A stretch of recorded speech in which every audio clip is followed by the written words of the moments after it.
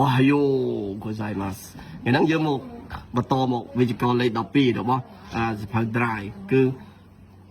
នៅក្នុងរងខាងដើមគេដាក់ថាកាន់តានេះស្គឺរេស្គឺរេម៉ាស់ហ្នឹងវាថាងាយធ្វើបានដោយងាយអានេះគឺស្គឺរេរឹកហ្នឹងមកពីថាស្គឺរឹកប៉ុន្តែដល់ពេលយើងអាចធ្វើបានទៅជាស្គឺរេរឹកហេតុអីបានអញ្ចឹងគេហៅថាវាជាទម្រង់កាណូខេហ្នឹងគឺបានន័យថាអាចមានលទ្ធភាពធ្វើអីមួយបានអញ្ចឹងគឺស្ឬកូតូកាឌីក្រឹកវាមានន័យដូចគ្នាអញ្ចឹងបើសិនជាយើងប្រើស្ឬកូតូកាឌីក្រឹកគឺស្គឺរឹកកូតូកាឌីក្រឹកប៉ុន្តែបើយើងប្រើជាកាណូខេវិញគេថាស្គឺរេរឹកអាចធ្វើបានទៅជាផ្លាស់អាអ៊ីហ្នឹងទៅប៉ះលេងអ៊ឺអ៊ីហ្នឹងទៅជាឥឡូវយើងមើលឡើងតម្រងទី1ឡើងក្រុមទី1នេះវាចែកជា3ក្រុមទី1ជាគ្រឹះពឹកដែលមានសម្លេងអ៊ីលេងអ៊ីលេងអ៊ឺលេងមើលហ្នឹងផ្លាស់ទៅជាអេផ្លាស់ជាសម្លេងអេនេះដូចជាអ៊ីគឺទៅជាអ៊ីកែកាគឺទៅជាកាកែអាសូប៊ឺទៅជាអាសូបេ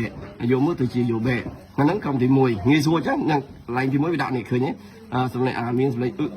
ទាំងអស់ហ្នឹងគឺផ្លាស់ទៅជាអេសម្លេងអេទាំងអស់នេះដូចជាអើអ៊ឺហ្នឹងទៅជាអេកាគឺទៅជាកាកេអីហ្នឹងអ៊ីសូគឺអ៊ីសូកេអីយ៉ាងទៅហ្នឹងទី1ខ្ញុំខែខ្លីៗប៉ុណ្ណឹងឥឡូវចូលដល់ក្រុមទី2ក្រុមទី2គឺងាយស្រួលទេយើងគាត់តែលុបម៉ាស់ចេញទៅមានម៉ាស់ចេះហ្នឹងយើងលុបម៉ាស់ហ្នឹងចេញបូកជាមួយនឹងរ៉ារេរឹអូគីម៉ាស់ទៅជាអូគី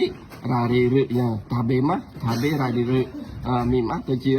មីរ៉ារេរឹឃើញគាត់តែលុបម៉ាស់ចេញបូករ៉ារេរឹអាហ្នឹងក្រុមទី2លើចូលដល់ក្រុមទី3ក្រុមទី3ងាយស្រួលដែរទេគ្រឹះអាហ្នឹងវាលក្ខណៈពិសេសហើយគ្រឹះគាត់ដូរស្រឹកមកជាកូរ៉ារេរឹគ្រឹះទៅជាកូរ៉ារេរឹមកបានអត់អាចមកបានអត់យ៉ាងទៅស្រួលដេកគ្រឹះអាចធ្វើបានអត់យ៉ាងដេកគ្រឹះ